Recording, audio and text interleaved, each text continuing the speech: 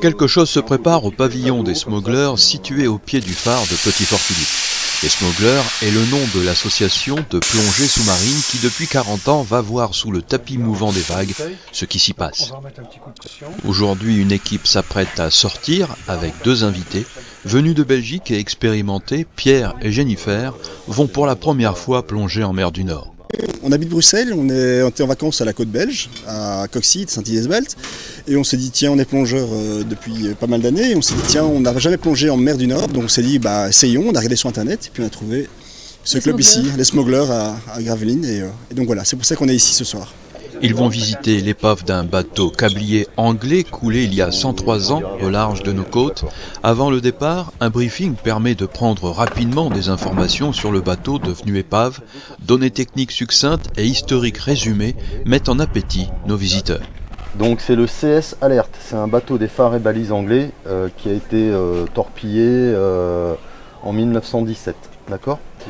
Donc là il reste une partie de ce mât-là. Toute cette partie-là, ici au-dessus, est rasée, il n'y a plus rien. Hein. Il a été torpillé ici, donc là il y a une cassure, il y a un gros trou. Tout plongeur vous dira que plonger en mer du Nord est une expérience formatrice dont on sort grandi et qui vaut le coup d'être vécue quand la plongée sous-marine vous passionne. Mais attention, avant de battre des palmes à 30 ou 40 mètres de fond, une formation est nécessaire et des automatismes doivent être acquis. La plongée fait partie des sports référencés comme dangereux. Il est bien évident qu'on ne peut pas se lever le matin et dire on va faire une plongée à 40 mètres comme ça parce qu'on en a envie.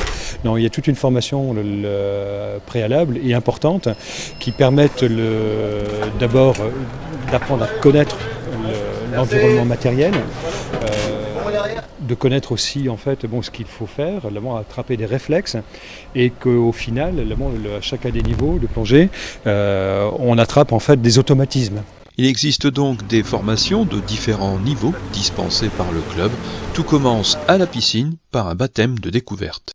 Et si effectivement le prétendant à la plongée est intéressé et veut continuer, à ce moment-là, il engage un cycle de formation qui va débuter généralement vers octobre, puisque c'est à partir de ce moment-là qu'on reprend la saison piscine, et qui va se finaliser vers mars lors des examens.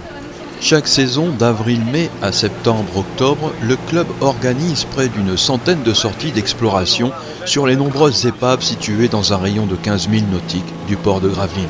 Aujourd'hui, la mer est agitée et fait tanguer le petit bateau qui fend les vagues jusqu'au site de plongée à 7000 nautiques, soit près de 13 km au large. Les premiers à plonger vont devoir arrimer l'ancre à l'épave qui gît 40 mètres plus bas. Le cordage qui relie la surface au fond sert aussi de fil d'Ariane aux plongeurs. C'est un moment qui nous oblige à nous concentrer sur nous-mêmes, sur l'environnement, à nous concentrer aussi sur le binôme, c'est-à-dire la personne avec laquelle on va plonger, pour veiller à sa sécurité bien évidemment. Je ne pense pas qu'on aille chercher des sensations d'abord. Celui qui pense trouver de l'adrénaline, il en saura pour son compte, c'est pas ce qu'on vient chercher. Ce qui revient fréquemment, c'est l'inquiétude. Lorsqu'on sort de plongée et qu'elle s'est bien déroulée, on en sort apaisé. 2 équipes de 2 plongeurs se sont relayées sous les vagues. Chaque session tient compte bien sûr de la réserve d'air dans les bouteilles, mais aussi du temps de remontée par paliers successifs de décompression absolument nécessaire.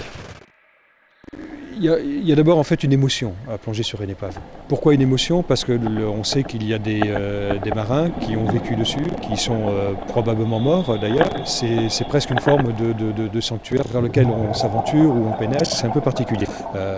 Et puis après, effectivement, accessoirement, comme la plongeuse cet après-midi, on peut effectivement avoir un intérêt à découvrir la faune de la mer du Nord, qui n'est pas ridicule au demeurant, peut-être beaucoup moins colorée par rapport à ce qu'on peut trouver ailleurs, mais qui n'est pas ridicule. La deuxième équipe vient d'entamer sa longue remontée. La parenthèse sous le tapis mouvant de la mer du Nord au large de Gravelines touche à sa fin pour l'équipage des Smugglers et leurs invités Jennifer et Pierre.